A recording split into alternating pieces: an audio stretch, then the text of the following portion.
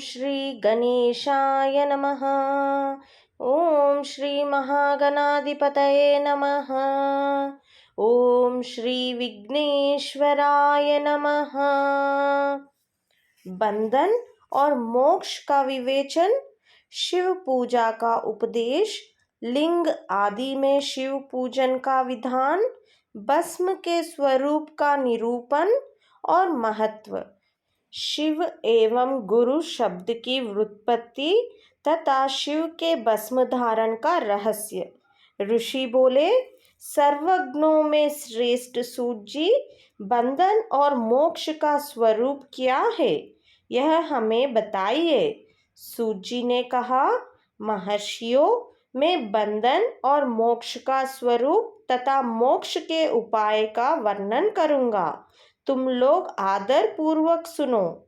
जो प्रकृति आदि 8 बंधनों से बंधा हुआ है वह जीवबद्ध कहलाता है, और जो उन 8 बंधनों से छूटा हुआ है उसे मुक्त कहते हैं।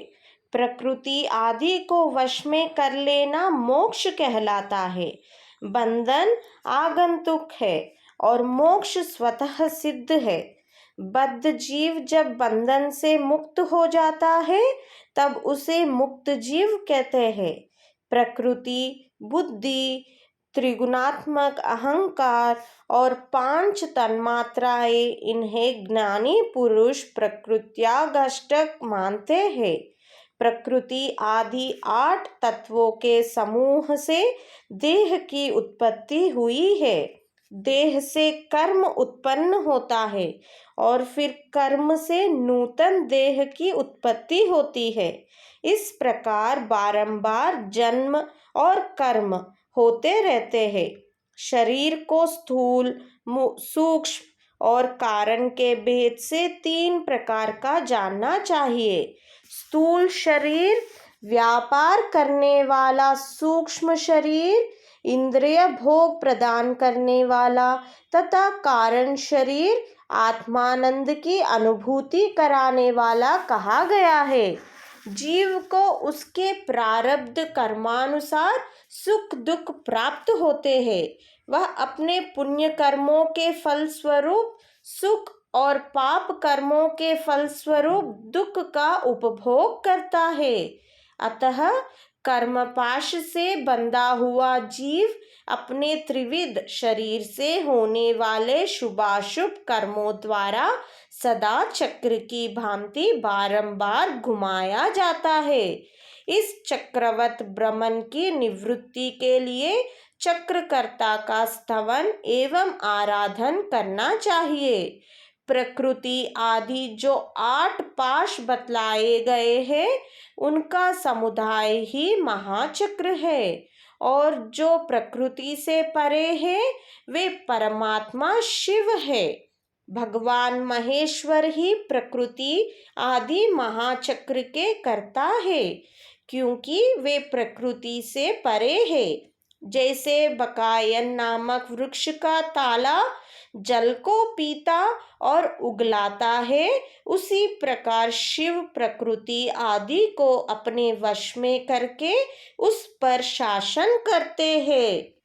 उन्होंने सबको वश में कर लिया है, इसीलिए वे शिव कहे गए हैं। शिव ही सर्वज्ञ, परिपूर्ण तथा निःस्पृह है।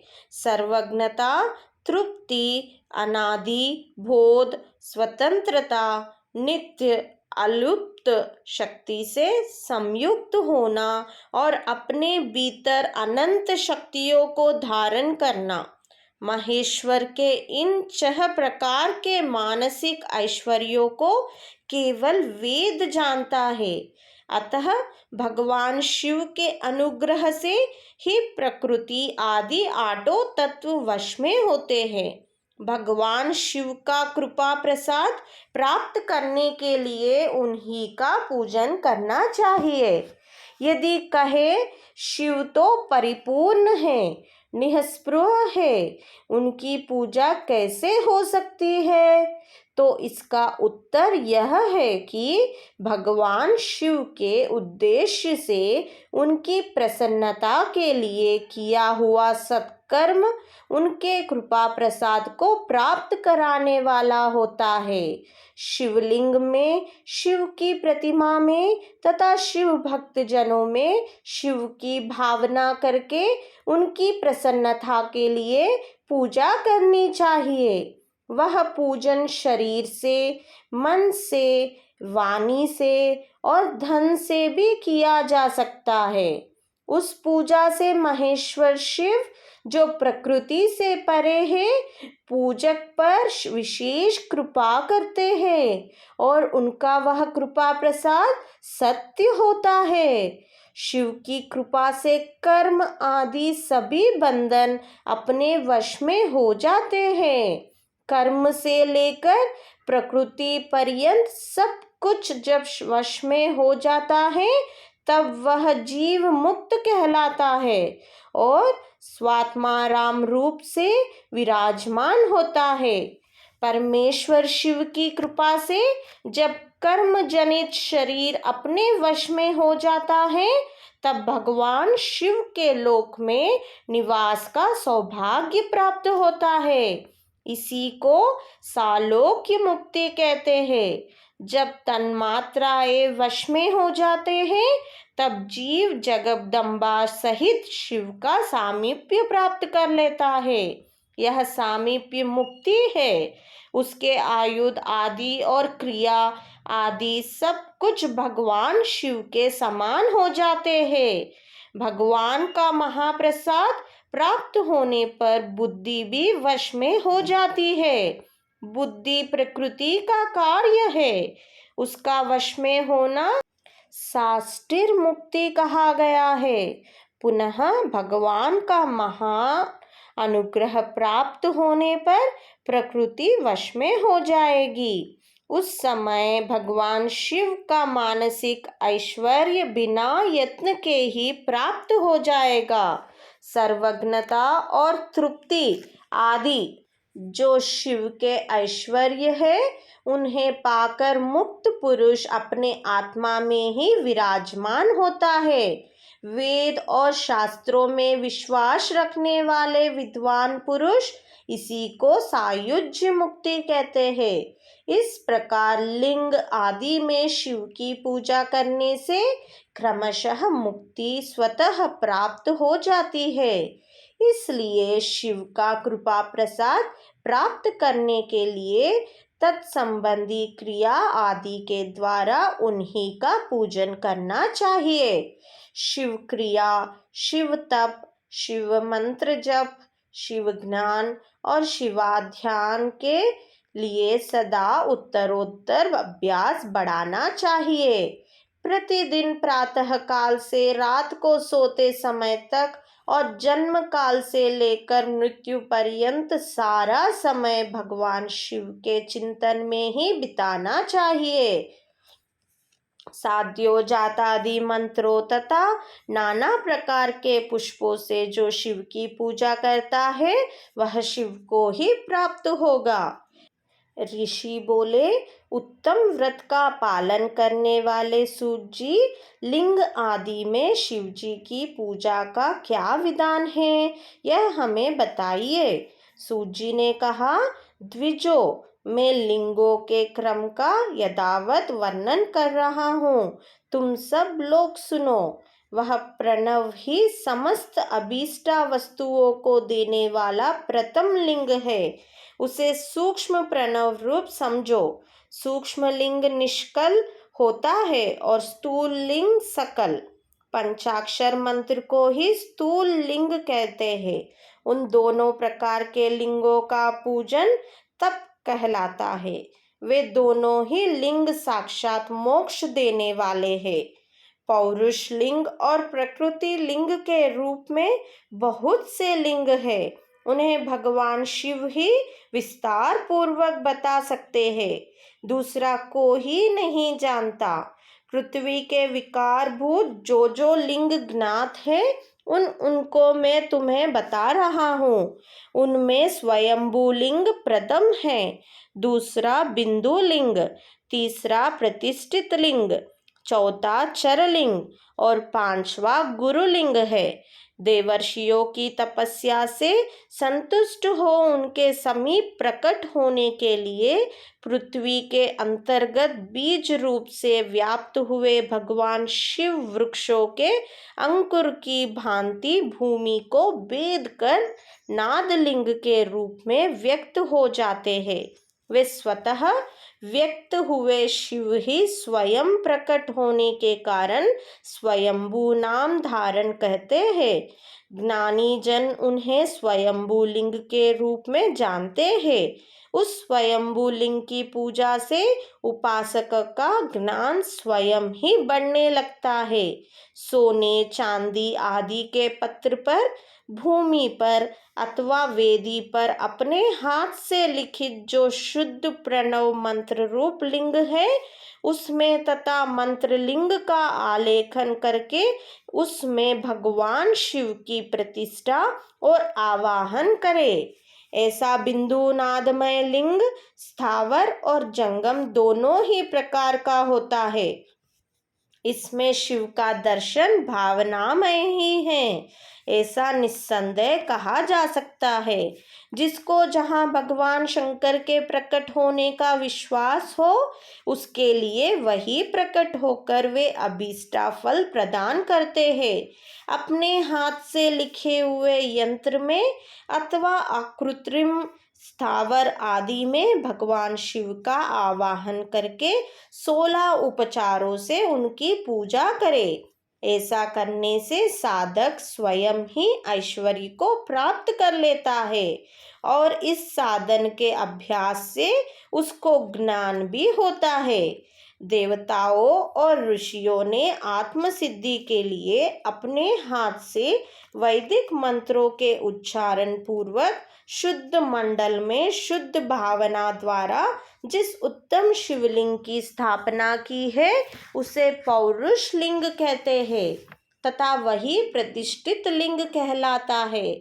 उस लिंग की पूजा करने से सदा पौरुष ऐश्वर्य की प्राप्ति होती है। महान ब्राह्मण और महाधनी राजा किसी कारीगर से शिवलिंग का निर्माण कराकर जो मंत्र पूर्वक उसकी स्थापना करता है, उनके द्वारा स्थापित हुआ वह लिंग भी प्रतिष्ठित लिंग कहलाता है, किंतु वह प्राकृतिक लिंग है। इसलिए प्राकृत ऐश्वर्य भोग के ही देने वाला होता है। जो शक्तिशाली और नित्य होता है उसे पौरुष कहते हैं तथा जो दुर्बल और अनित्य होता है वह प्राकृत कहलाता है। लिंग नाभि, जिह्वा, नासाग्रभाग और शिका के क्रम से कटी, हृदय और मस्तक तीनों स्थानों में जो लिंग की भावना की गई है, उस आध्यात्मिक लिंग को ही चरलिंग कहते हैं। पर्वत को पौरुष लिंग बताया गया है और भूतल को विद्वान पुरुष प्राकृत लिंग के मानते हैं। वृक्ष आदि को पौरुष लिंग जानना चाहिए और गुल्म आदि को प्राकृत लिंग, साटी नामक धान्य को प्राकृत लिंग समझना चाहिए और शाली एवं गेहूं को पौरुष लिंग। अनिमा आदि आठों सिद्धियों को देने वाले जो ऐश्वर्य है, उसे पौरुष ऐश्वर्य जानना चाहिए। सुंदर स्त्री तथा धन आदि विषयों को आस्तिक पुरुष प्राकृत ऐश्वर्य कहते हैं। चरलिंग में सबसे प्रथम रसलिंग का वर्णन किया जाता है। रसलिंग ब्राह्मणों को उनकी सारी अभीष्ट वस्तुओं को देने वाला है। शुभ कारक बाणलिंग क्षत्रियों को महान राज्य की प्राप्ति कराने वाला है। सुवर्णलिंग वैश्यों को महाधनपति का पद प्रदान करने वाला है तथा सुंदर शिवलिंग शूद्रों को महाशुद्धि देने वाला है। स्फटिकमय लिंग तथा बाणलिंग सब लोगों को उनकी समस्त कामनाएं प्रदान करते हैं। अपना ना हो तो दूसरे का स्फटिक या बाणलिंग भी पूजा के लिए निषिद्ध नहीं है। स्त्रियों विशेषतः सधवाओं के लिए पार्थिव लिंग की पूजा विधान है। प्रवृत्ति मार्ग में स्थित विधवाओं के लिए स्फटिक लिंग की पूजा बताई गई है, परंतु विरक्त विधवाओं के लिए रसलिंग की पूजा को ही श्रेष्ठ कहा गया है। उत्तम व्रत का पालन करने वाले महर्षियों बचपन में, जवानी में और बुढ़ापे में भी शुद्ध स्फटिकमय शिवलिंग का पूजन स्त्रियों को समस्त भोग प्रदान करने वाला है। गृहाशक्त स्त्रियों के लिए पीठ पूजा भूतल पर संपूर्ण अभिष्टा को देने वाली है। प्रवृत्ति मार्ग में चलने वाला पुरुष सुपात्र गुरु के सहयोग से ही समस्त पूजा कर्म संपन्न करे। इष्ट देव का अभिषेक करने के पश्चात अगहनी के चावल से बने हुए खीर आदि पकवानों द्वारा नैवेद्य अर्पण करे। पूजा के अंत में शिवलिंग को संपुट में पधराकर घर के भीतर पृथक रख दे। जो निवृत्ति मार्ग पुरुष है उनके लिए हाथ पर ही शिवलिंग पूजा का विधान है। उन्हें भिक्षादि से प्राप्त हुए अपने भोजन को ही नैवेद्य रूप में निवेदित करना चाहिए। निवृत्त पुरुषों के लिए सूक्ष्म लिंग ही श्रेष्ठ बताया जाता है। वे विभूति के द्वारा पूजन करें और विभूति को ही नैवेद्य रूप से निवेदित भी करें।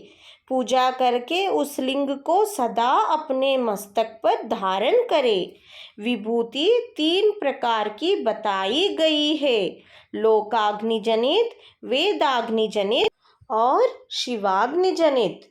लोकाग्नि जनित या लौकिक भस्म को द्रव्यों की शुद्धि के लिए लाकर रखे। मिट्टी, लकड़ी और लोहे के पात्रों की, धान्यों की, तिल आदि द्रव्यों की, वस्त्र आदि की तथा पर्युषित वस्तुओं की भस्म से शुद्धि होती है। कुत्ते आदि से दूषित हुए पात्रों की भी भस्म से ही शुद्धि मानी गई है। वस्तु विशेष की शुद्धि के लिए यथा योग्य सजल अथवा निर्जल भस्म का उपयोग करना चाहिए। वेदाग्नि जनित जो भस्म है उसको उन वैदिक कर्मों के अंत में धारण करना चाहिए। मंत्र और क्रिया से जनित जो होम कर्म है वह अग्नि में भस्म का रूप धारण करता है। उस भस्म को धारण करने से वह कर्म आत्मा में आरोपित हो जाता है। अघोर मूर्तिधारी शिव का जो अपना मंत्र है उसे पढ़कर बेल की लकड़ियों को जलाए। उस मंत्र से अभिमंत्रित अग्नि को शिवाग्नि कहा गया है। उसके द्वारा जले हुए काष्टक का जो भस्म है वह शिवाग्नि जनित है। कपिला गाय के गोबर अथवा गाय मात्र के गोबर को तथा शमी, पीपल, पलाश, बड़, अमलतास और बेर इनकी लकड़ियों को शिवाग्नि से जलाए। वह शुद्ध भस्म शिवाग्नि जनित माना गया है। अथवा कुश की अग्नि में शिव मंत्र के उच्चारण पूर्वक काष्ठ को जलाए। फिर उस भस्म को कपड़े से अच्छी तरह छानकर नए घड़े में भरकर रख दे। उसे समय समय पर अपनी कांति या शोभा की वृद्धि के लिए धारण करे। ऐसा करने वाला पुरुष सम्मानित एवं पूजित होता है। पूर्व काल में भगवान शिव ने भस्म शब्द का ऐसा ही अर्थ प्रकट किया था। जैसे राजा अपने राज्य में सारभूत कर को ग्रहण करता है, जैसे मनुष्य सस्य आदि को जलाकर उसका सार ग्रहण करते हैं, तथा जैसे जठरानल नाना प्रकार के भक्ष्य, भोज्य आदि पदार्थों को भारी मात्रा में ग्रहण करके जलाकर सारतर वस्तु ग्रहण करता और उस सारतर वस्तुओं से स्वदेह का पोषण करता है। उसी प्रकार प्रपंचकर्ता परमेश्वर शिव ने भी अपने में आधेय रूप से विद्यमान प्रपंच को जलाकर भस्म रूप से उसके सार तत्व को ग्रहण किया है। प्रपंच को दग्ध करके शिव ने उसके भस्म को अपने शरीर में लगाया है। राख बबूत पोतने के बहाने जगत के सार को ही ग्रहण किया है। अपने शरीर में अपने लिए रत्न स्वरूप भस्म को इस प्रकार स्थापित किया है। आकाश के सारतत्व से केश, वायु के सारतत्व से मुख, अग्नि के सारतत्व से हृदय, जल के सारतत्व से कटिभाग और पृथ्वी के सारतत्व से घुटने को धारण किया है। इसी तरह उनके सारे अंग विभिन्न वस्तुओं के सार रूप है। महेश्वर ने अपने ललाट में तिलक रूप से जो त्रिपुंड धारण किया है वह ब्रह्मा, विष्णु और रुद्र का सारतत्व है। वे इन सब वस्तुओं को जगत के अभ्युदय का हेतु मानते हैं। इन भगवान शिव ने ही प्रपंच के सार सर्वस्व को अपने वश में किया है। अतः इन्हें अपने वश में करने वाला दूसरा कोई नहीं है। जैसे समस्त मृगों का हिंसक मृग सिंह कहलाता है और उसकी हिंसा करने वाला दूसरा कोई मृग नहीं है, अथवा उसे सिंह कहा गया है।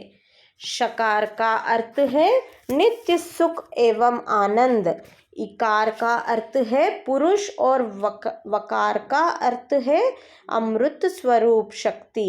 इस सब का सम्मिलित रूप ही शिव कहलाता है। अतः इस रूप में भगवान शिव को अपना आत्मा मानकर उनकी पूजा करनी चाहिए। अतः पहले अपने अंगों में भस्म मले, फिर ललाट में उत्तम त्रिपुंड धारण करे। पूजा काल में सजल भस्म का उपयोग होता है और द्रव्य शुद्धि के लिए निर्जल भस्म का। गुणातीत परम शिव राजस आदि सविकार गुणों का अवरोध करते हैं, दूर हटाते हैं, इसलिए वे सबके गुरु रूप का आश्रय लेकर स्थित है। गुरु विश्ववासी शिष्यों के तीनों गुणों को पहले दूर करके फिर उन्हें शिव तत्व का बोध कराते हैं, इसलिए गुरु कहलाते हैं। गुरु की पूजा परमात्मा शिव की ही पूजा है। गुरु के उपयोग से बचा हुआ सारा पदार्थ आत्मशुद्धि करने वाला होता है। गुरु की आज्ञा के बिना उपयोग में लाया हुआ सब कुछ वैसा ही है जैसे चोर चोरी करके लाई हुई वस्तुओं का उपयोग करता है। गुरु से भी विशेष ज्ञानवान पुरुष मिल जाए तो उसे भी यत्नपूर्वक गुरु बना लेना चाहिए। अज्ञान रूपी बंधन से छूटना ही जीव मात्र के लिए साध्य पुरुषार्थ है। अतः जो विशेष ज्ञानवान है वही जीव को उस बंधन से छुड़ा सकता है। जन्म और मरण रूप धुंधु को भगवान शिव की माया ने ही अर्पित किया है। जो इन दोनों को शिव की माया को ही अर्पित कर देता है वह फिर शरीर के बंधन में नहीं पड़ता। जब तक शरीर रहता है तब तक जो क्रिया के ही अधीन है वह जीव बद्ध कहलाता है। स्थूल, सूक्ष्म और कारण तीनों शरीर को वश में कर लेने पर जीव का मोक्ष हो जाता है, ऐसा ज्ञानी पुरुष को कथन है। माया चक्र के निर्माता भगवान शिव ही परम कारण हैं। वे अपनी माया के दिए हुए धुंधु का स्वयं ही परिमार्जन करते हैं। अतः शिव के द्वारा कल्पित हुआ धुंधु उन्हीं को समर्पित कर देना चाहिए। जो शिव की पूजा में तत्पर हो वह मौन रहे, सत्य आदि गुणों से संयुक्त हो तथा क्रिया, जप, तप, ज्ञान और ध्यान में से एक एक का अनुष्ठान करता रहे। ऐश्वर्य, दिव्य शरीर की प्राप्ति, ज्ञान का उदय, अज्ञान का निवारण और भगवान शिव के सामीप्य का लाभ, ये क्रमशः क्रिया आदि के फल है। निष्काम कर्म करने से अज्ञान का निवारण हो जाने के कारण शिव भक्त पुरुष उसके यथोक्त फल को पाता है। शिव भक्त पुरुष देश, काल, शरीर और धन के अनुसार यथायोग्य क्रिया आदि का अनुष्ठान करे। न्यायोपार्जित उत्तम धन से निर्वाह करते हुए विद्वान पुरुष शिव के स्थान में निवास करे। जीव हिंसा आदि से रहित और अत्यंत क्लेश शून्य जीवन बिताते हुए पंचाक्षर मंत्र के जप से अभिमंत्रित अन्न और जल को सुख स्वरूप माना गया है। अथवा कहते हैं कि दरिद्र पुरुष के लिए भिक्षा से प्राप्त हुआ अन्न ज्ञान देने वाला होता है। शिव भक्त को भिक्षान्न प्राप्त हो तो वह शिव भक्ति को बढ़ाता है। शिवयोगी पुरुष भिक्षान्न को शंभु सत्र कहते हैं। जिस किसी भी उपाय से जहाँ कहीं भी भूतल पर शुद्ध अन्न का भोजन करते हुए सदा मौन भाव से रहे और अपने साधन का रहस्य किसी पर प्रकट ना करे, भक्तों के समक्ष ही शिव के महत्व को प्रकाशित करे। शिव मंत्र के रहस्य को भगवान शिव ही जानते हैं, दूसरा नहीं। ओम नमः शिवाय, ओम नमः शिवाय, ओम नमः शिवाय। हर हर महादेव शंभो शंकर।